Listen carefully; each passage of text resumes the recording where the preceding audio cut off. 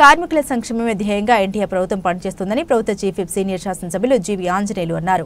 ప్రపంచ కార్మికుల దినోత్సవం మేడే సందర్భంగా వినుకొండ పట్టణంలోని ఆర్టీసీ బస్టాండ్ వద్ద టీఎన్టీయూసీ కార్యాలయంలో గురువారం ఉదయం జరిగిన మేడే వేడుకల్లో చీఫ్ విప్ జీవి ఆంజనేయులు ముఖ్య అతిథిగా హాజరై కార్మిక సంఘం జెండా ఆవిష్కరణ చేసి కార్మికులకు మేడే శుభాకాంక్షలు తెలిపారు. ఈ సందర్భంగా ఆయన మాట్లాడారు. కార్మికుల సమస్యలు పరిష్కార దిశగా సీఎం చంద్రబాబు నాయుడు ఆధ్వర్యంలో ఎన్డీఏ ప్రభుత్వం ముందుకు సాగుతుందన్నారు. కార్మికులకు ఇన్సూరెన్స్, వైద్య సదుపాయాలు, అనేక సమస్యలను అధిగమించేందుకు ప్రభుత్వం పనిచేస్తోందన్నారు.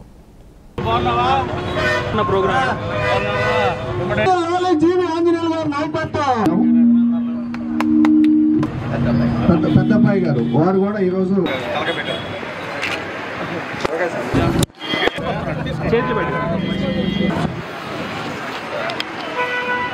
మీరు అనుకున్నాను సార్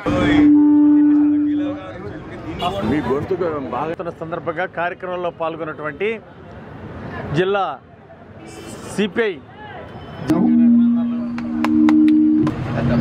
పెద్దబ్బాయి గారు వారు కూడా ఈరోజు మీ గొంతుకు బాగా ప్రోగ్రామ్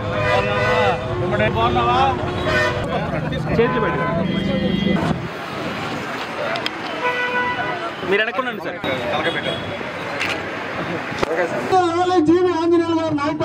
మేడే సందర్భంగా ఈ రోజు ఈ కార్యక్రమంలో పాల్గొన్నటువంటి ఎన్డీఏ నాయకులకు, ఆర్టీసీ కార్మిక సోదరులకు అందరికీ పేరు పేరున హృదయపూర్వక నమస్కారాలు తెలియజేస్తున్నా. అందరికీ పేరు పేరున మేడే దినోత్సవ శుభాకాంక్షలు తెలియజేస్తున్నా. ఈ రోజు ప్రపంచ వ్యాప్తంగా కార్మిక సోదరులందరికీ ఓ పండుగ. మే 1వ తారీఖున జరిగే మేడే రోజు ప్రపంచ కార్మిక దినోత్సవం. మరి ఈ రోజు తెలుగుదేశం ప్రభుత్వం, ఎన్డీఏ ప్రభుత్వం, ముఖ్యమంత్రి చంద్రబాబు నాయుడు గారు కార్మికుల సోదరుల యొక్క సమస్యలను పరిష్కరిస్తూ ముందుకు పోతా ఉన్నారు. అనేక సమస్యలు ఉన్నాయి, ఆ సమస్యలను అధిగమిస్తూ ముందుకు వెళ్తున్నారు. అలాగే ఈ రోజు కార్మికులకు ఇన్సూరెన్స్ సౌకర్యాలు, అలాగే కార్మికులకి హాస్పిటల్, వైద్యం సదుపాయాలు ఇవన్నీ కూడా ఈ రోజు ఎన్డీఏ ప్రభుత్వం ఇంప్లిమెంట్ చేస్తా ఉంది.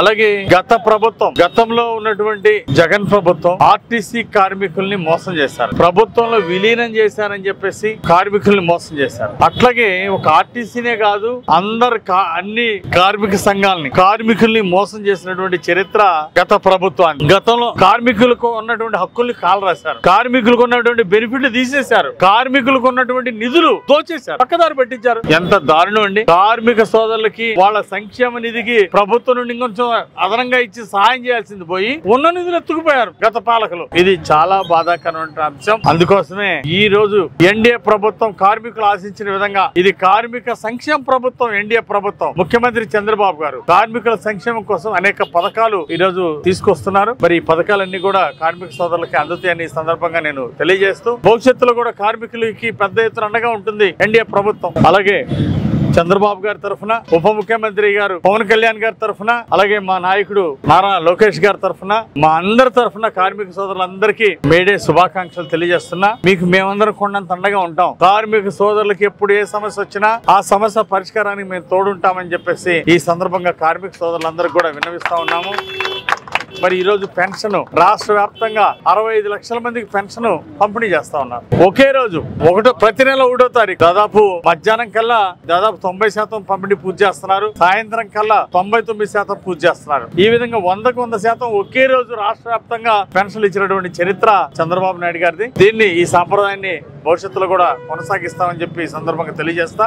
3000 పెన్షన్ 4000 చేసి ఒకేసారి 1000 రూపాయలు పెంచినటువంటి చంద్రబాబు గారికి ప్రజలందరూ జేజేలు పలుకుతున్నారు. అలాగే విభిన్న ప్రతిభావంతులు, ఫిజికల్లీ ఛాలెంజ్డ్ పీపుల్, వాళ్ళు 3000 నుండి 6000కి పెంచారు చంద్రబాబు గారు. ఇది వాళ్ళందరూ కూడా ఒక సంతోషకరమైనటువంటి రోజు. ఎక్కడికి వెళ్ళినా సరే విభిన్న ప్రతిభావంతులు అందరూ కూడా అయ్యమ్మా ధన్యవాదాలు చెప్పండి చంద్రబాబు గారికి, మా 3000 పెన్షన్ 6000 ఇచ్చారని వాళ్ళు చాలా సంతోషంగా చెప్తున్నారు. ఏ ఊరు వెళ్ళినా సరే, ఏ వార్డు వెళ్ళినా సరే వాళ్ళు చక్కటి సంతోషాన్ని వ్యక్తం చేస్తున్నందుకు మరి చంద్రబాబు గారు ఇచ్చినటువంటి ఎన్నికలకు ముందు ఇచ్చిన వాగ్దానాన్ని పెన్షన్ లో అమలు చేశారు. అదేవిధంగా ముఖ్యమంత్రి గారు ఈరోజు ప్రధానమంత్రి గారిని ఆహ్వానించడం జరిగింది మన అమరావతి రాజధాని పునర్నిర్మాణానికి. ఈ రోజు అమరావతి నుండి అమరావతి రాజధాని ప్రారంభ కార్యక్రమాలకి సుమారుగా 50,000 కోట్లు, సుమారుగా 50,000 కోట్ల రూపాయల పనులు, రాజధానిలో అనేక పనులు, బిల్డింగ్లు కట్టడం, అట్లాగే అనేక అభివృద్ధి కార్యక్రమాలు, రోడ్స్ వేయటం, డ్రైనేజీలు వేయటం, అలాగే అక్కడ అవసరమైన బ్రిడ్జిలు కట్టడం, అసెంబ్లీ నిర్మాణం, అసెంబ్లీ కొత్త భవనం నిర్మాణం, ఇలాంటివన్నీ కూడా ఎన్నో గొప్ప గొప్ప కార్యక్రమాలు, అలాగే ఉద్యోగ అవకాశాలు ఇవ్వడానికి కూడా మరి ప్రభుత్వం ముందుకెళ్తా ఉంది. అమరావతి రాజధానిలో ఈరోజు మరి ప్రధానమంత్రి గారిని ఆహ్వానించడం జరిగింది. 2వ తారీఖు అంటే రేపు 2వ తారీఖున రేపు మధ్యాహ్నం ప్రధానమంత్రి గారు వస్తున్నారు. ఆ ప్రధానమంత్రి గారు ఈ శంకుస్థాపన కార్యక్రమాలకు హాజరవుతారు. దీంట్లో ముఖ్యమంత్రి చంద్రబాబు నాయుడు గారు, అట్లాగే పవన్ కళ్యాణ్ గారు, ఉప ముఖ్యమంత్రి గారు, అలాగే మంత్రి గారు నారా లోకేష్ గారు, వీళ్ళందరూ కూడా రేపు ఈ కార్యక్రమాన్ని మరి విజయవంతం చేయమని చెప్పేసి పిలిపివ్వడం జరిగింది. అందుకే అన్ని నియోజకవర్గాల నుండి, పల్నాడు జిల్లా నుండి పెద్ద ఎత్తున తరలి వెళ్తున్నాం మీటింగ్ కి. ప్రధానమంత్రి గారి మీటింగ్ విజయవంతం చేయడానికి వేలాదిగా మరి తరలి వెళ్ళటం జరుగుతూ ఉంది. లక్షల మందితో ప్రధానమంత్రి మోడీ గారి మరి శంకుస్థాపన కార్యక్రమం జరగబోతా ఉందని ఈ సందర్భంగా తెలియజేస్తూ ప్రధానమంత్రి గారి రేపు జరిగే ప్రోగ్రామ్ ని విజయవంతం చేయాల్సిందిగా ప్రజలందరికీ విజ్ఞప్తి చేస్తూ నాకు ఈ అవకాశం ఇచ్చినటువంటి కార్మిక సోదరులందరికీ పేరు పేరున నమస్కారాలు, ధన్యవాదాలు తెలియజేస్తాను.